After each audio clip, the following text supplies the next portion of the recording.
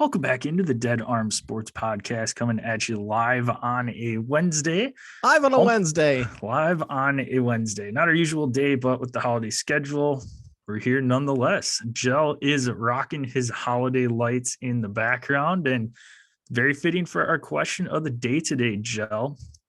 What is your favorite holiday movie? Yeah, it's Home Alone. You could go either one or two. I don't know. There's something about one that's just like feels more, maybe just because it's the OG. Yeah. That's kind of where I lean. But the second one is also like insanely entertaining.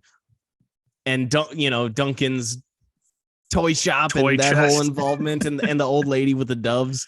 Yep. There's a lot of props there, but you got, OG, Home Alone, original. And I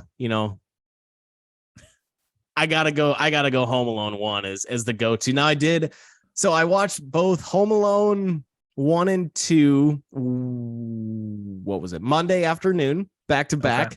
Got my Xmas movie on that day that Monday before Monday Night Football started. And then last night, we are recording live on a Wednesday, so Tuesday night, got through about half of Planes, Trains, and Automobiles before I decided to kick it and head to bed. So I've got 2.5 movies in over the last couple days, which is quite strong. Oh, yeah.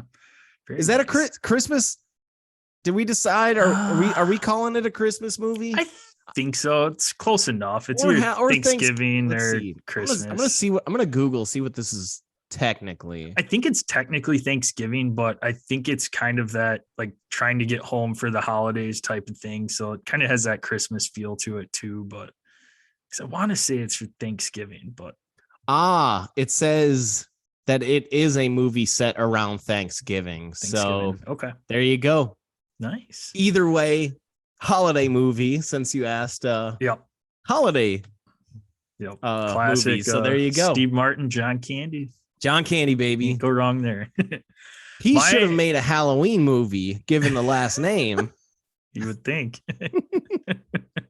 My favorite holiday movie, hands down, Christmas Vacation. Chevy Chase. Just so many good one-liners, so many funny scenes in that one. It's one of those that you can watch it every year and still pick up on something new each time you watch it. Yeah, I just heard Chevy Chase is a pain in the ass. Yeah, I've heard he's not a very nice person. Offset, that's still it's so. But funny. The movie, yes, that's when you separate. You got to do the separate art from artist kind of thing. Yep, it's like Ellen DeGeneres it was revealed that she was a big pain in the ass at times too with her show, but still, it was one of the most popular shows. Yeah.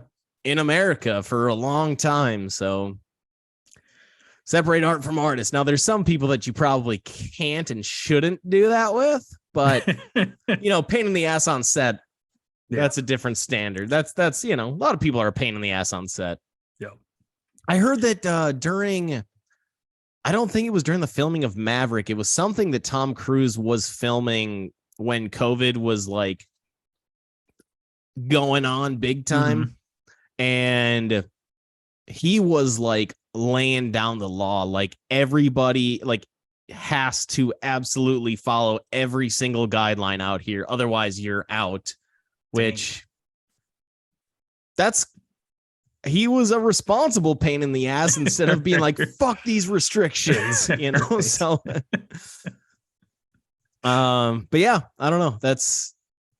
That's my go-to is got to be Home Alone. Christmas Vacation. I'm into it. Yeah. I'm into it. Shout out to Elf. Do enjoy me some Elf too. Okay. What are your thoughts on Bad Santa? It's fine. I don't go out of my way to watch it, but if it's on, I'll tune into it. It's entertaining. It's a little raunchy for a Christmas movie. Just a tad. Little Billy Bob Thornton. Yeah, anything that he's in, pretty much. Pretty much, yes. Yeah, that gets the job done there. Yes. We can be found at Dead Arm Sports, Twitter, Instagram. Check us out on Facebook at Dead Arm Sports. Make sure you go to YouTube. You can see our holiday lights going on in the background. Subscribe, click that bell so that way you know when our live episodes drop. We monitor that chat so you can ask us any questions there. If you miss out on asking us questions there, you can find us on our individual socials. Gel's at DasJel, that's at DASJEL. I'm at DasJPEC, that's at DASJPEC. You can send us any questions there. Give us a follow and make sure you subscribe. Subscribe, rate, review. Rate and review. Send us a screenshot of that review. Get you some sticker swag sent out in the mail. NCAA Championship week is behind us, and we are here to recap that for you. Many epic games that shaped the college football playoff. We'll get into that a little bit as well. Joe lost the beer chug bet due to Clemson kicking the crap out of UNC. We'll get to that game a little bit later on, as that was the last one of the slate. But I want to start with one of the crazier games, I think, the Pac-12 championship on Friday night. Absolutely epic game for a while there. Caleb Williams gets hurt, turns into a one-dimensional just pocket passer. Very, very not mobile at all. He did pick up a first down. On one ankle. Yeah. I mean, you could tell he's just writhing in pain. So you feel bad there. And that pretty much did them in. Outside of a question for you, Joe. Was that like the worst tackling performance all time by USC? I mean, there were plays that there was like 5 missed tackles on, and I'm not talking like somebody dove and like missed an ankle tackle. I'm talking like they had the ball carrier wrapped up and he somehow was like a greased pig and got away and ran into the end zone. Like it was insane. Like I couldn't believe what I was watching. It was just horrendous. This Lincoln Riley's issues, defensively followed him from Oklahoma to USC. And, we've been kind of saying it all year. He fixed the offensive side of the ball, which is his side of the ball, right away. Obviously bringing over Caleb and bringing over Mario from OU, getting Jordan Addison as well from Pitt, Biletnikoff Award winner. Biletnikoff. Yeah. God, Fred Biletnikoff. That's just so old. It's like, wait, was it him? It's so long. It's so old. Biletnikoff Award winner. So best receiver in the nation. When you combine a likely Heisman Trophy winner plus Jordan Addison, plus also bringing over previous Pac-12 running back of the year, Travis Dye over, obviously until he got hurt. Believe it was in that UCLA game. Yeah, that sounds right. Yeah. Okay. Let's go with it. So. I think so. Your offense is going to be solid along with Lincoln's just really well schemed out, really well planned out offense. But the defense had been struggling all season, and we knew that would probably end up being their kryptonite if they were going to lose. Those defenders, man, they're just, I don't know if it's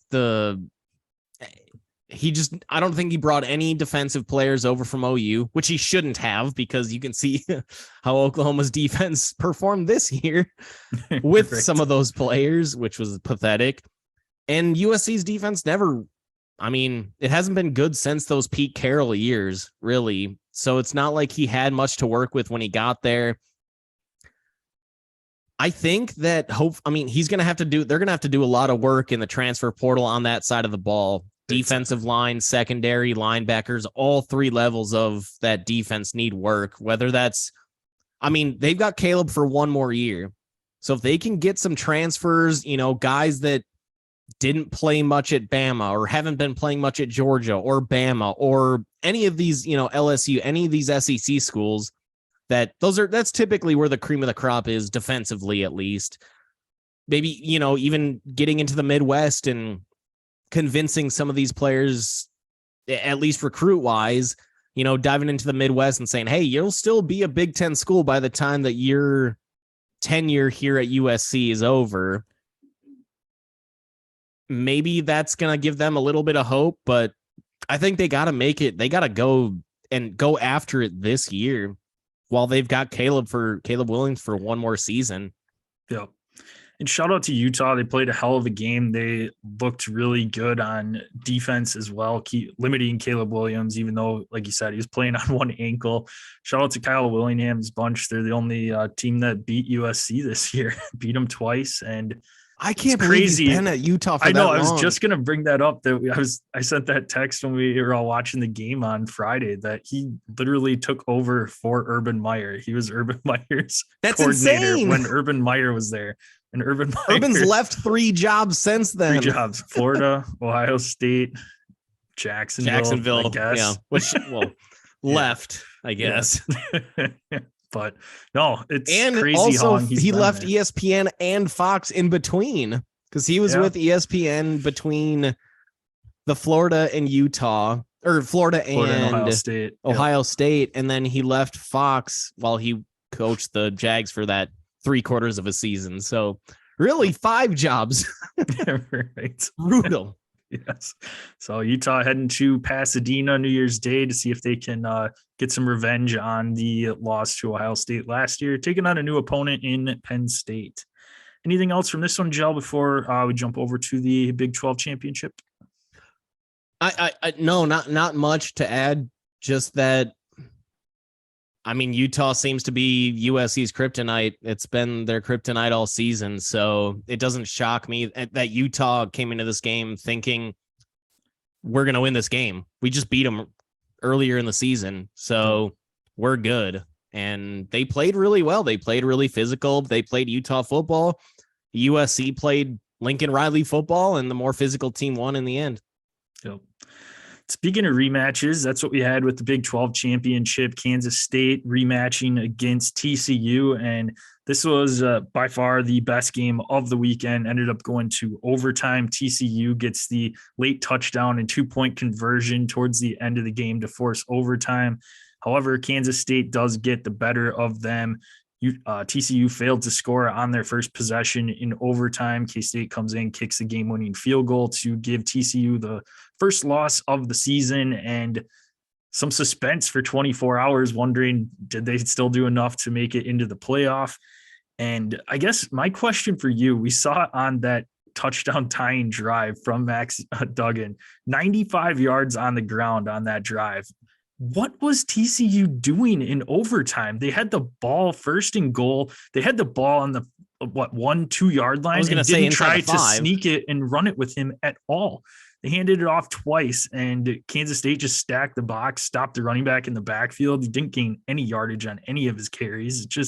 It was just mind-boggling how Max Duggan put his body on the line, just absolutely balled out on that last drive. 95 yards rushing on the last drive, and how does that? They don't even give him the ball.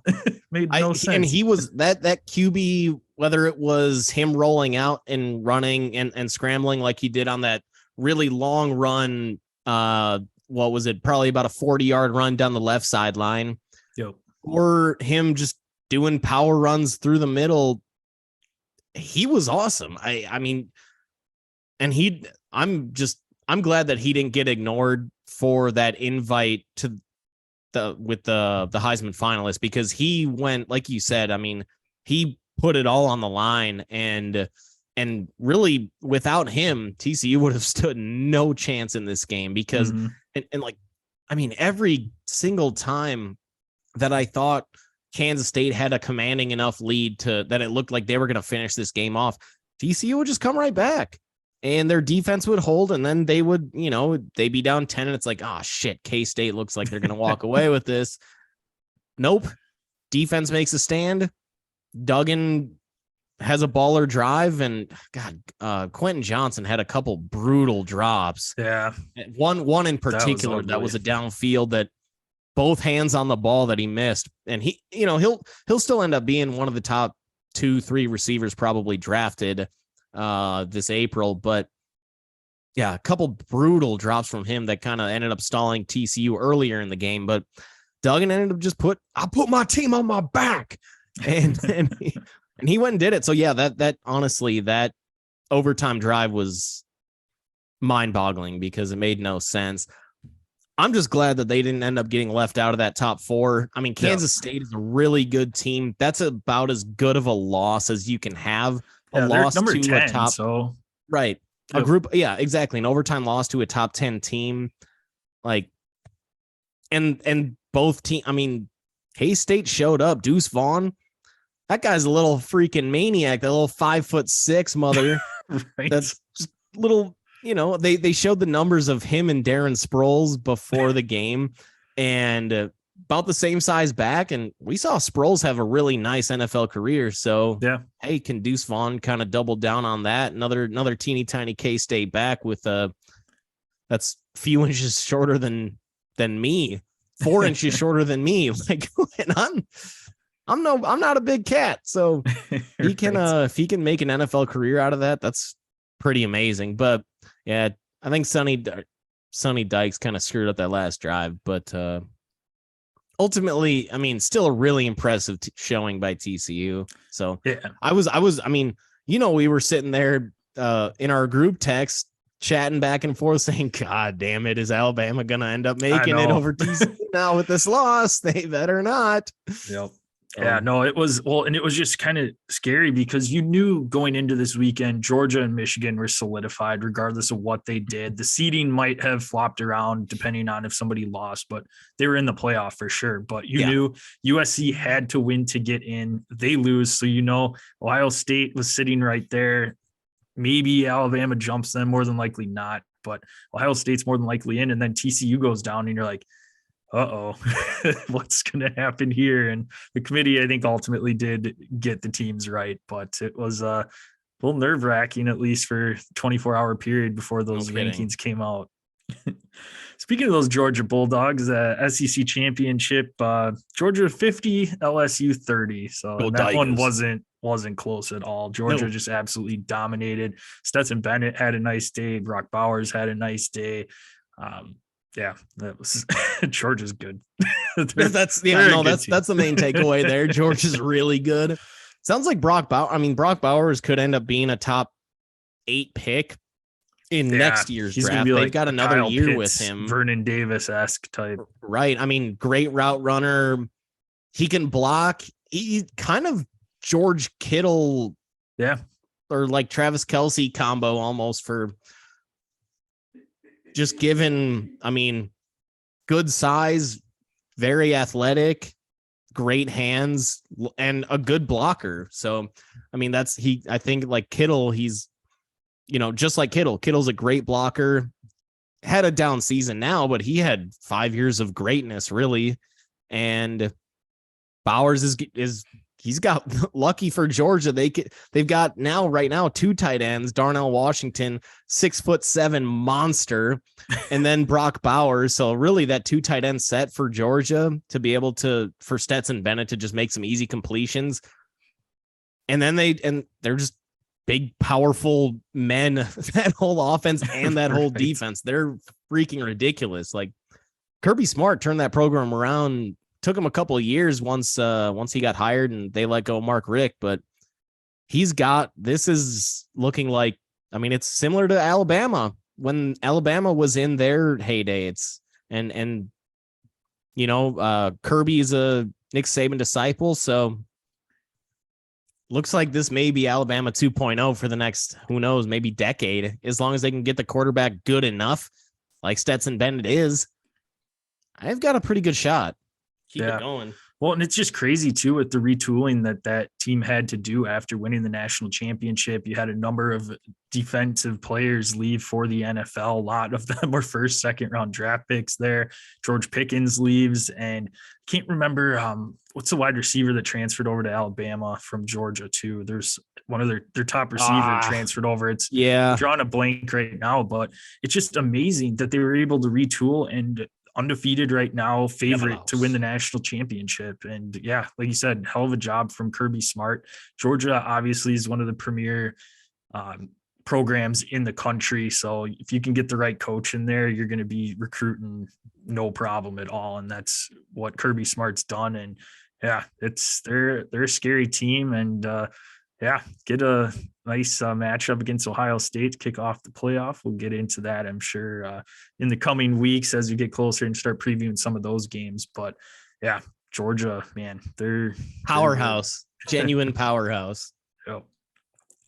Moving over to the second to last game to talk about here, Big Ten. Michigan ends up dominating Purdue 43-22, solidifying their 2 spot in the college football playoff. And I guess for me, it's the same old story with Michigan, just absolutely dominated the second half. But is it concerning that every first half, it seems like the last few weeks, teams are right in it? And if they get matched up against a team that just goes absolutely bonkers in that first half when Michigan starts off slow, that could give them trouble in that second half trying to play catch up, I think. I mean, you had Purdue, which, yeah, I mean, they're fine. They won the Big Ten West, just kind of backed into it a little bit. Nobody wanted with to win an that 8-4 record. I mean, so it's not like they were anything special. Yeah, but I mean, you look, Michigan was up by a little bit over Purdue at the half there. It was a 14-13 game at half.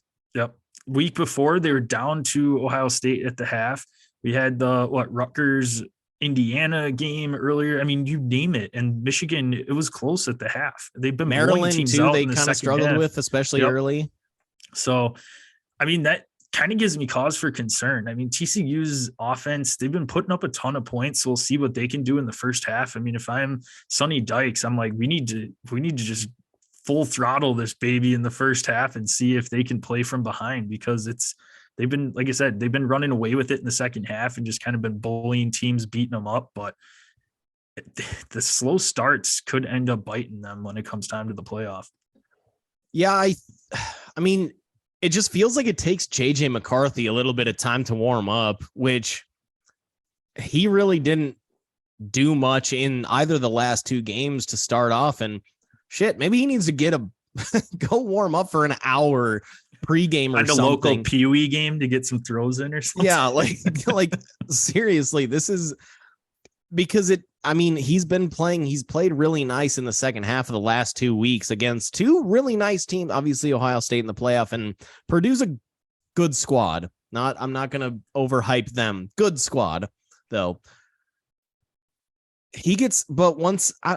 I still think that with just how powerful and how just like bullying that line is, that offensive line and those receivers blocking wise, and that defense is, I feel like, I mean, they've been able to just wear teams down all year. And I don't see, I mean, we'll get into it as we get closer, but I mean, cause for concern, maybe. I mean, obviously TCU is going to have to go off in the first half, but Michigan's just a lot more physical of a team than TCU. So I guess I don't necessarily see too much of it. I mean, certainly a challenge, but TCU's offense was below prolific this past weekend against a very good Kansas State team.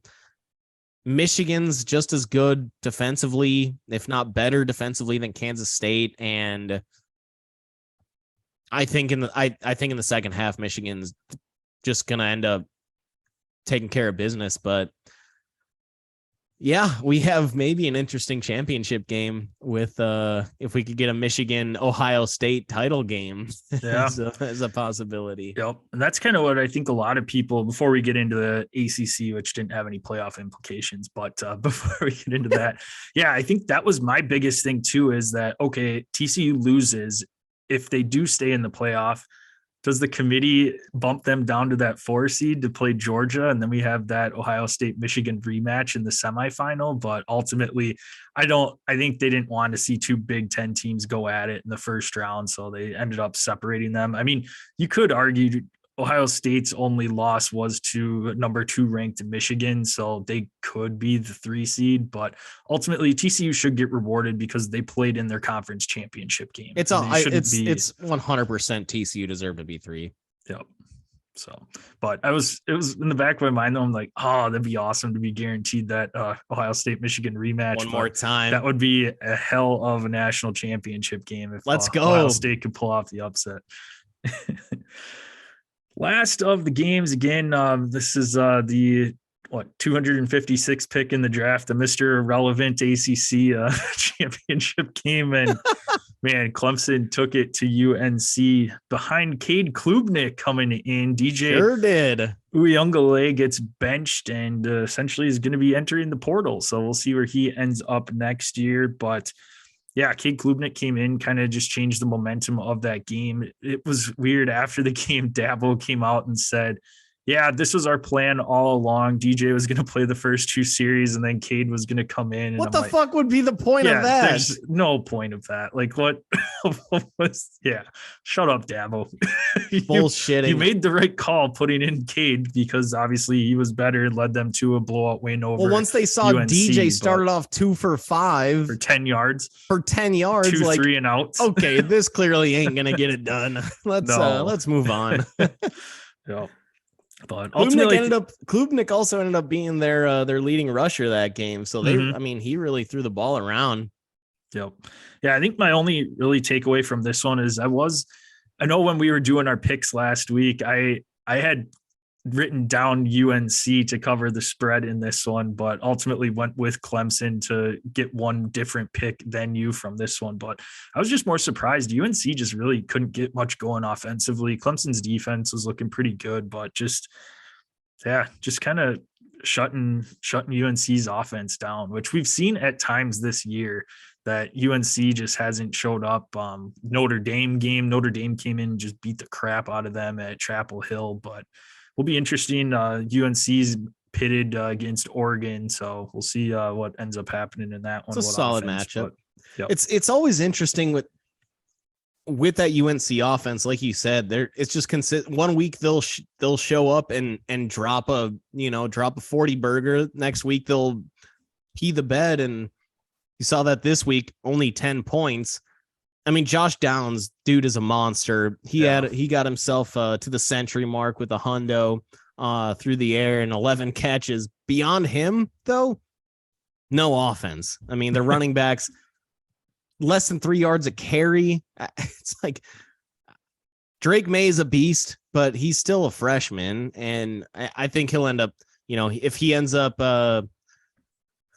maintain going steady Eddie with it. Hopefully he doesn't end up like Christian Hackenberg, where, Hackenberg came in freshman year, balls out, and then from there just couldn't hack it.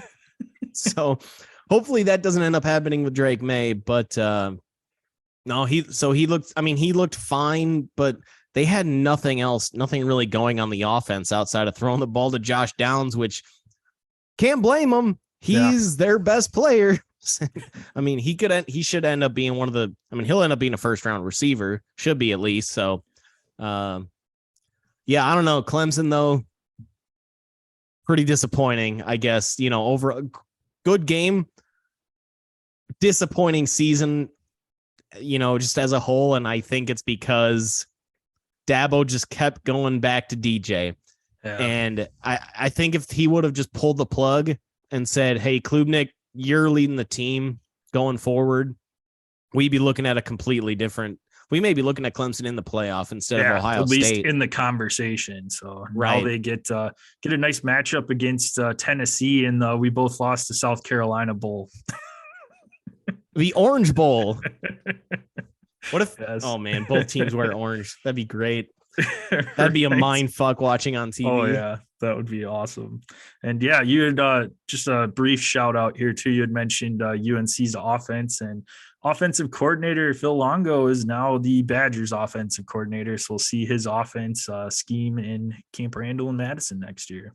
And we've seen Drake May run the ball a little bit on the ground. So and Luke Fickell likes having a bit more mobile of a quarterback too. Yeah, so Desmond if Fickell Ritter. and you've got the UNC offensive coordinator coming over, you'd think they want a bit more mobile of a QB, which can bring, hopefully make this Wisconsin offense a little bit more dynamic. I mean, It's been a stagnant offense since Russell Wilson left. I mean, they're running the same offense Barry was running in the 90s. So that's not good. No, not great, Bob. Not great, Bob.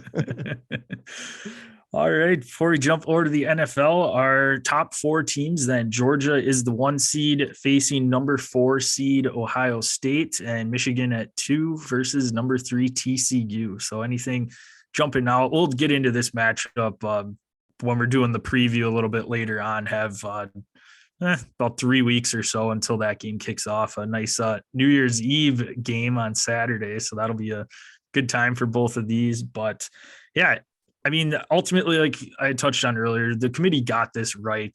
These are the 4 teams that should be in there. If USC won, that's fine, but you can't put in a 2-loss USC team over 1-loss Ohio State. But No, not at all. I think they got it right. I'm totally fine with the seeding in this and the matchups. Again, I was hoping that somehow Ohio State would jump in just so we could get that rematch. But these should be if we get a rematch in Natty. The championship game of Michigan, Ohio State, like I think that'd be even better. I'd rather see that than a semifinal game between those two teams. So, I mean, I guess obviously, but no, I think they got it right too. I was kind of thinking, shit, Alabama has an argument, only 2 SEC losses, but more I kind of dug into a little bit. They lost to 2 teams that ended up being good teams, but not anything special. I mean, LSU, we saw, just got stomped by Georgia. Tennessee, their other loss, they got stomped by Georgia as well. And Tennessee also got stomped by South Carolina. So those 2 losses, hey, you win those games, you're in. Mm-hmm. They didn't. So this is on Alabama for not winning those games when there were a lot of opportunities. They gave up 50 points or at least 45, I think, in both of those games. So that defense just isn't the typical Alabama defense. And I was, as we mentioned earlier, I was a little nervous about them jumping in and TCU getting bumped out, just the way that how ESPN has done things in the past. And no, I think the committee actually got it right this year. So good to see Alabama outside looking in. Yeah. And I think ultimately LSU is the team that screwed Alabama's chances, not only for them beating them, but also you look at their last 2 games of the season, barely winning in Arkansas and then just getting destroyed by Texas A&M that last game of the season. So LSU barely beats a average Arkansas team and then gets crushed their last 2 games. It's like, yeah, if you lost to that team, you should not be in the top 4. Yeah. Well, and I think Arkansas too, that game, KJ Jefferson wasn't even playing. So that you're right. Yeah, you're right. Yeah, even worse. So yeah, that was supposed to be a shellacking by LSU. Yep. All right. Moving into our NFL slate of games.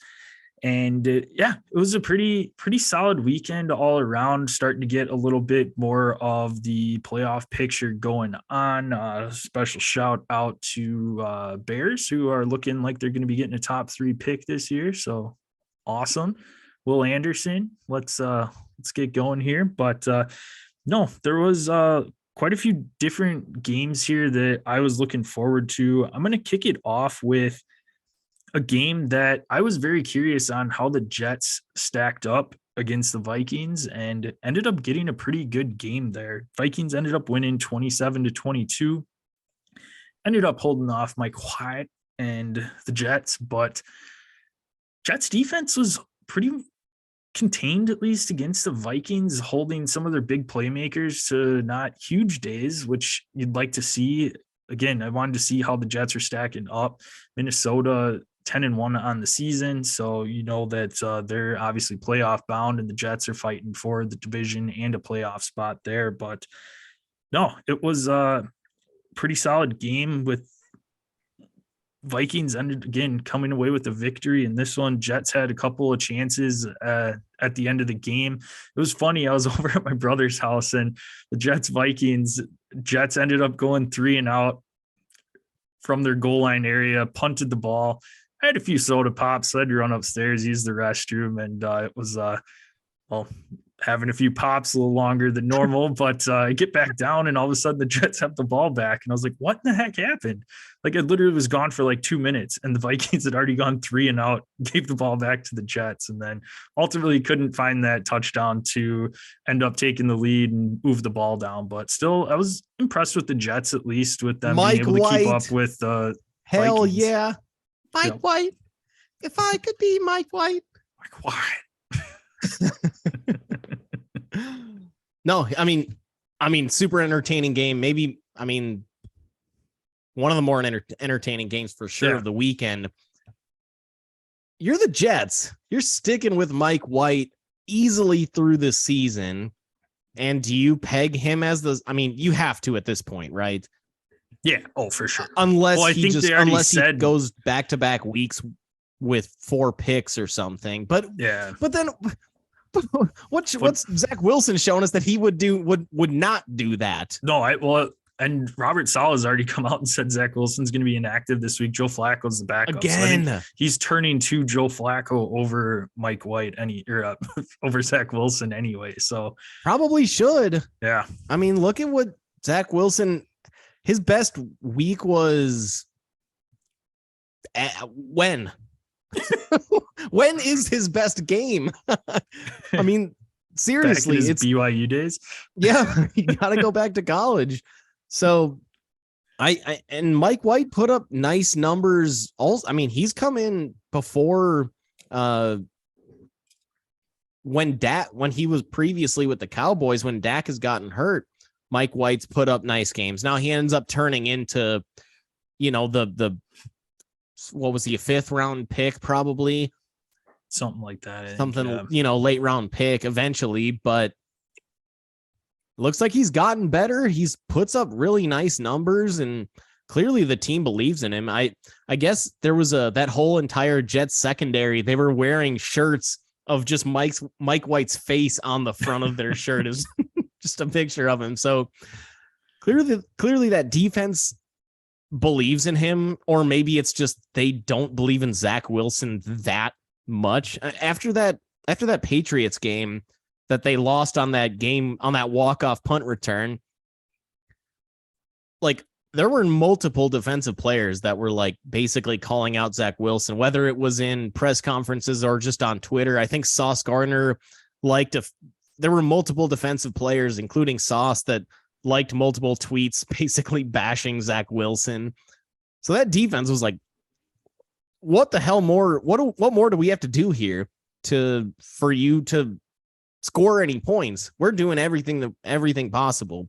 So I think you got to stick with Mike White for the beginning of the rest of this season, and maybe going into the offseason. You think, hey, this guy's our number one, and Zach, if you want this job back, you got to beat him out. We're not handing anything over to you. Right. Because that's probably what it's everything's been handed to him in the past, because he's just been the biggest arm talent. But the NFL is a lot different, man. You can't just have a nice arm. Every quarterback in the NFL has a nice arm. You have to prep, you have to be a true leader, and you can't be a cocky mother effer, which Zach Wilson kind of comes off as. Well, he is a little bit of effer. A cocky prick. He is. That's a good call. So I think it's got to be Mike White's job to lose at this point, even going into next year already. Jets look the best they've looked with him under center. So I guess I want to flip it over to that, which I think was the game of the weekend, Kansas City, Cincinnati. Cincy coming out with a 3-point win, 27-24. Potential cause for concern for the Chiefs. They've lost 5 of their last 6 matchups against Buffalo and Cincy. The 2 other good teams in the high-end teams in the AFC. Yep. How much stock do you put into that? Do you think that could, if you're thinking about, hey, who's going to win the Super Bowl or who's going to make the Super Bowl out of the AFC, do you put that into consideration? Or they could have been off that week? I mean, it's not like KC played a shitty game. Joe Burrow is just a monster. Yeah, and they were playing that game without Joe Mixon, who was still dealing with the concussion symptoms. And yeah, I do. I mean, I think if you're Kansas City, you're hoping that somehow in the playoffs, Cincinnati and Buffalo get pitted up against each other. So you only have to potentially face one of the 2 teams. But no, it's definitely a cause for concern there. I mean, Kansas City very well could have lost that game last year to Buffalo. I mean, Buffalo had a hell of a game there, and it could have went either way. But they had a lead with 14 seconds left. Yeah, it's still insane. Unbelievable. But yeah, it is. And it's defense too with Kansas City. Their offense is I mean, it's through Travis Kelce. They need to get that run game figured out. They've gotten a little bit more with Isaiah Pacheco. He seems to be finally coming into his own after the abysmal Clyde Edwards-Helaire performances. That experiment was not that's a failed experiment. Yes, but no, Cincinnati is coming on right now and kind of finding their groove, and we'll see with Buffalo. Buffalo still, it's fine, right? Still, but it's, I don't know. The AFC, I think, is going to be where your Super Bowl champion ends up lying, and it's going to be a dogfight to see which of these teams represents the AFC in the Super Bowl. Do you put out of those three teams, who do you have pegged as the most likely to make it to the Super Bowl at this moment? Man, I'm just throwing that at you. Yeah, I would say to rank them right now, I'd probably go Kansas City 1, just because they're the most consistent of these teams. We've seen Cincinnati have a very abysmal offensive performance. We've seen Buffalo losing games to Miami, not being able to find the end zone in some of those games, other ones in the AFC East as well. But Kansas City has been consistent, at least. So that's where I would probably put my money, is with the more consistent of the three teams. After that, man, Cincinnati's rolling right now. I'm still curious on Josh Allen with his throwing and everything too, coming down the stretch here, and how that shoulder holds up and arm holds up. But I don't know. Buffalo's defense too has been slacking lately. They're not the elite defense that they have been in the past. Well, so Von Miller too, we found out today, live on a Wednesday, out for the season with an ACL surgery today. So not going to be getting him back. So I'd maybe give the edge to Cincinnati. Cincinnati had a nice run in the playoffs last year, and so I'd probably put Cincinnati 2 and then Buffalo at 3. But again, any of those three teams could end up walking away and representing the team in the Super Bowl. Yeah, I think I flip-flop 1 and 2 there. I really like what Cincinnati's doing right now. Joe Burrow he's it. I mean, as is Mahomes, but Burrow's just, I don't know. There's something about Burrow that I just fall in love with. And obviously, they made that Super Bowl run. Jamar Chase is back and healthy. Once they get Mixon back, that's going to only improve that running game. So Cincinnati, they haven't really been, these last 3 weeks, they beat the Steelers by 7. They beat the Titans by 4. They beat the Chiefs by 3. So they haven't really been blowing teams out, obviously, those all being 1-score games, but they're still taking care of business. What is that? 1, 2, 3, 4, 5. When you like to see teams that can straight in a row get the W in those close games too. That's where, right? That's what the playoff games are. They're all close. They're all going to be 1-possession games. Yep. So I don't know, Joe Cool, man. I gotta give him a ton of love right now, as he deserves. I gotta throw this one over to the AFC West, Joe. Brandon Staley has to go. This team is at 500 right now. That's so with pathetic. Justin Herbert. This is just kind of a broken record that we keep talking about every week. But I don't even care if they make the playoffs. You have to make, if Stan Kroenke, not Stan Kroenke. It's the other LA guy. Anyways, I can't think of their owner that's not wanting to pay anybody, but you got to let Brandon Staley go. You got to find somebody else to come in and take this team Dean over. Spanos. Cheap mother goose. You have too much talent on this team between Justin Herbert, Austin Eckler. I mean, you name it. That offense is just loaded, and you have some nice pieces on defense too. I mean, you just traded and gave up a 2nd-round pick for Khalil Mack. I mean, trying to upgrade this defense, and to be at 6-6 right now, especially with Denver being as bad as they are. Raiders have been playing better football lately, but that was a game that they should have won this last week. They're not playing well, and it's a reflection of Brandon Staley's coaching, and he needs to go. They're just wasting Justin Herbert's rookie contract. They're 6 wins, 5 points to, going back from week 1, 5-point win against the Raiders, a 10-point win against the Texans, a 2-point win against the Browns and Jacoby Brissett, a 3-point win in overtime against Russell Wilson's Broncos, who can't score, a 3-point win against the Falcons, and a 1-point win against the Cardinals. Otherwise, they're losing. They got smoked by the Jags. They got smoked by the Seahawks. Like, they lost to the Niners, the Chiefs, and then they just lost this past weekend to the Raiders. Like, this is not a good team. No. You have to, and like you said, if they end up sneaking into that seventh final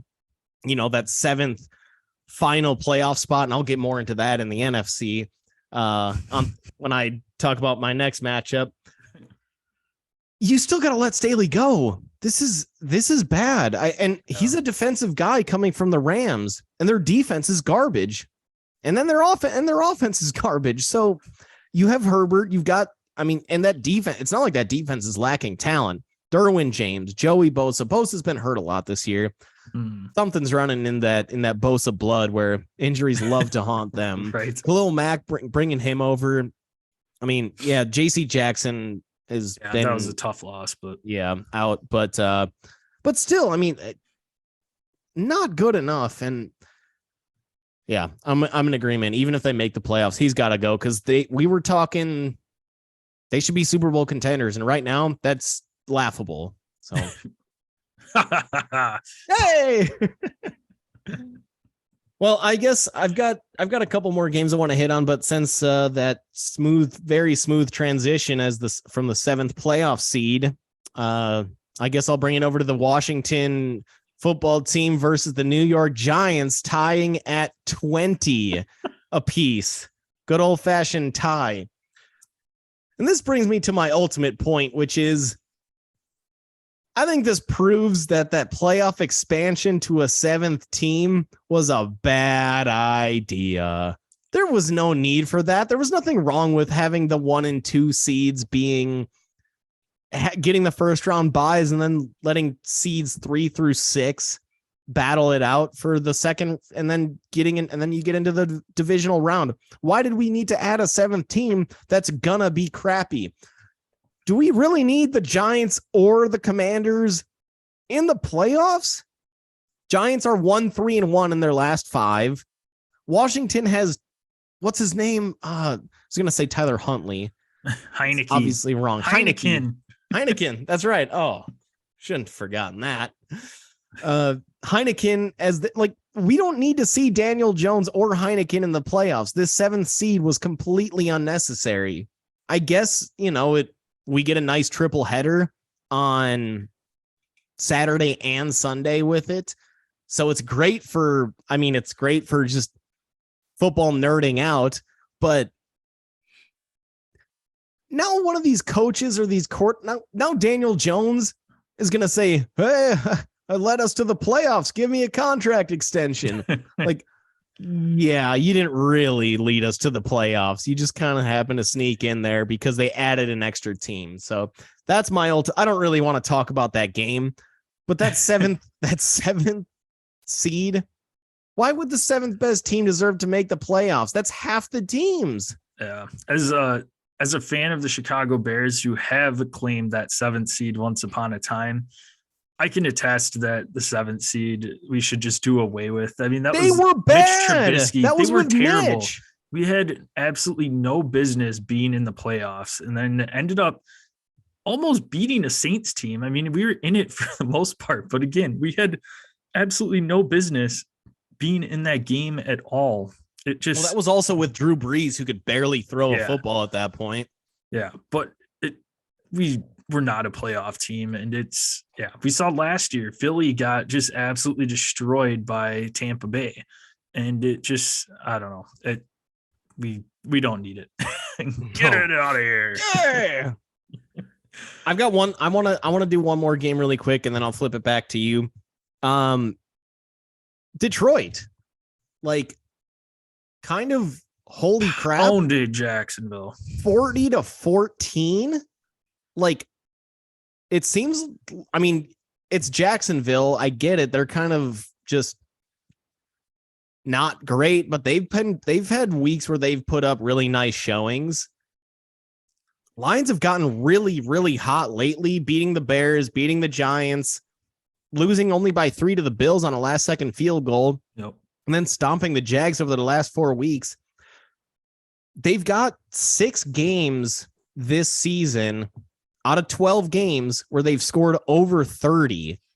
That's amazing. With Jared Goff, who we all kind of thought was, this guy might be done.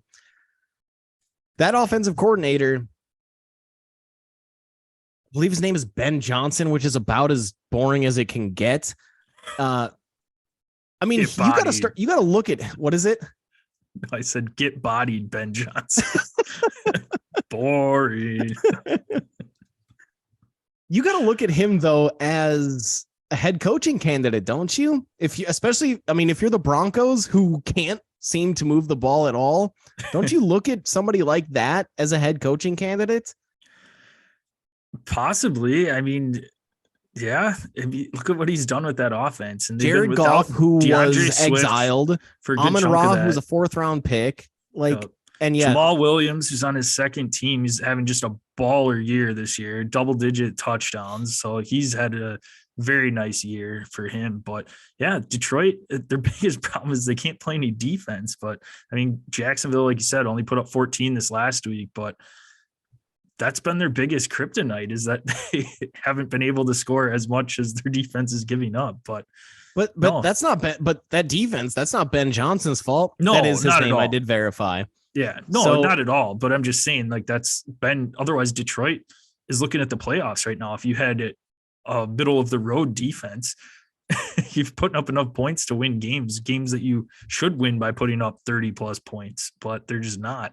And yeah, I mean, well, Broncos need to do something. I mean, you definitely can't roll into next season with Nathaniel Hackett. So dude, anybody, shit, throw me in there. I'll do it for $200K. No, not for free. But you got to think about giving him serious looks, because they've been nice. This is the best Lions team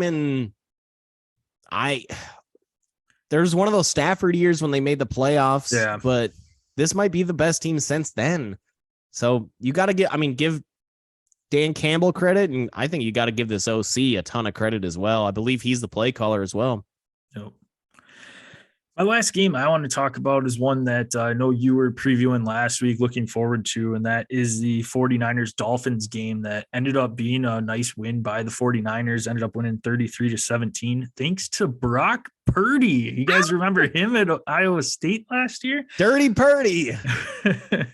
Played pretty good this last weekend, but no, Jimmy G ended up going down with a foot injury. Found out it was not Liz Frank, so he may be back late in the playoffs, but it's the Brock Purdy show. We thought we can bring this up now. Baker Mayfield ended up getting cut by Carolina. Thought maybe San Fran would put in a waiver for him. Ended up going higher in the waiver order to the Rams, which was the only team that put in a waiver for him. But ultimately, Brock Purdy show, and he looked good for a rookie. It wasn't bad.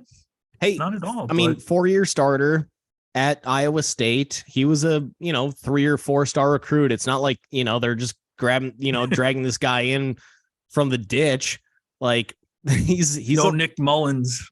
Right. No Nick Mullins. What was CJ Beathard? Like yeah. he was a college star for the first couple of years that he started at Iowa State. So it doesn't shock me at all. He had what did I hear? 68% completion percentage in college.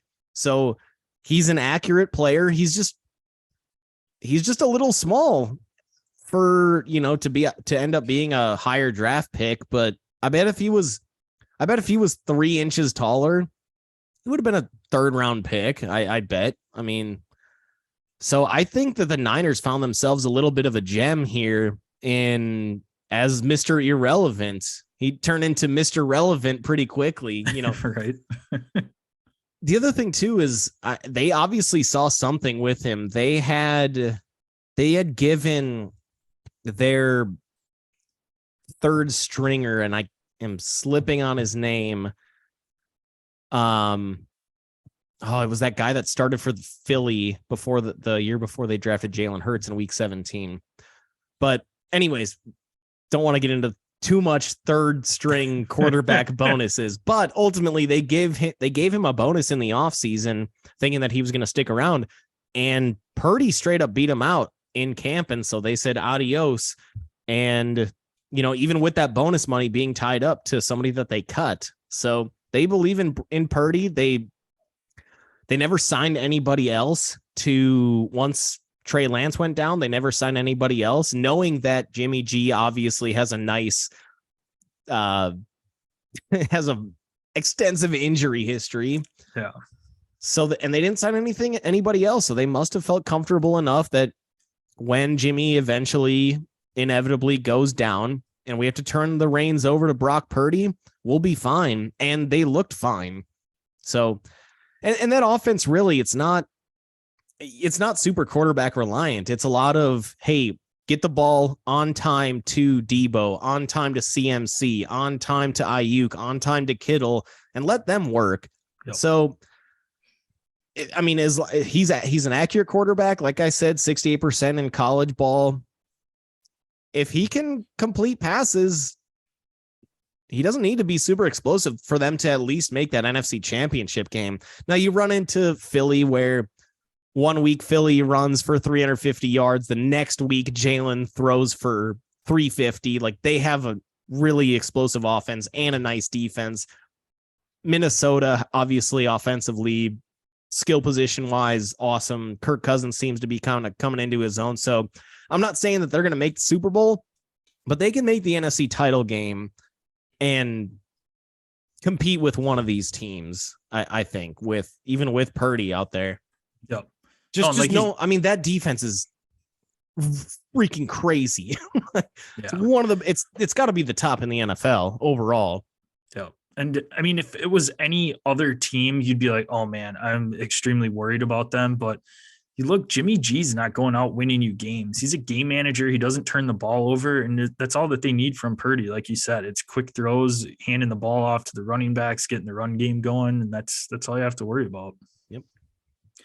Any other games you want to throw out, Joe, before we wrap her up?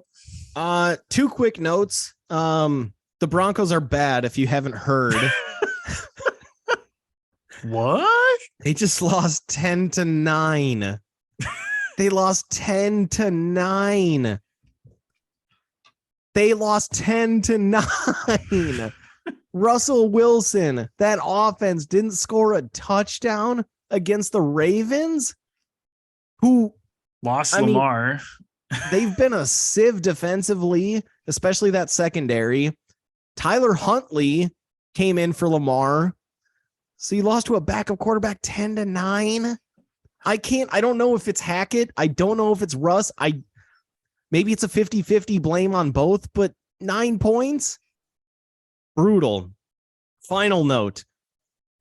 Eagles crushed the Titans 35-10. AJ Brown, two tutties. GM of Tennessee gets canned. That is just like gotta feel like gold for AJ Brown. Like, right. I burned you and you traded me. I burned you and now you're gone. That is a Christmas gift. The biggest Christmas gift AJ Brown could have ever received. Yes. The guy that traded him gets let go. That is awesome. Speaking of gone, that is us for this episode. We can be found at Dead Arm Sports, Twitter, Instagram. Check us out on Facebook at Dead Arm Sports. Be the first thing that pops up. Go to YouTube, type in Dead Arm Sports into that search bar, subscribe, click the bell so that way you know when our live episodes drop. You can ask us any questions in the chat, monitor that throughout the episode, and then you can also watch replays of the show the next day after we record. If you want to follow Gel, he can be found at DosGel. I can be found at DosJPEG. You can send us any questions there. Subscribe, rate, and review the podcast on your favorite listening platform. Send us a screenshot, get you some sticker swag sent out. What are some of those platforms, Gel? Hit us up on Apple Podcasts, Spotify, iHeartRadio, and Google Pods. Make sure to subscribe, rate, and review on whatever your chosen listening platform is. Take a screenshot of that written review. Send it to us on our socials, Twitter, Facebook, Instagram. Just search Dead Arm Sports and you will find us there. Also, subscribe to our YouTube channel, as Big JPEG mentioned. And and make sure to hit that bell for the notifications. All right, we'll be back with you S Viernes on Friday. We've got a fun show for you. No college games to preview this next week, but we are going to recap the season, give some of our surprise teams, players, and some disappointments as well, along with our Drew Locks of the week. Wrap out the show with that. But again, thanks so much for listening. If you could tell somebody you know about the podcast, help spread the word, that would be wonderful. And Joe, close her out. Hey, John Robinson, what can Brown do for you?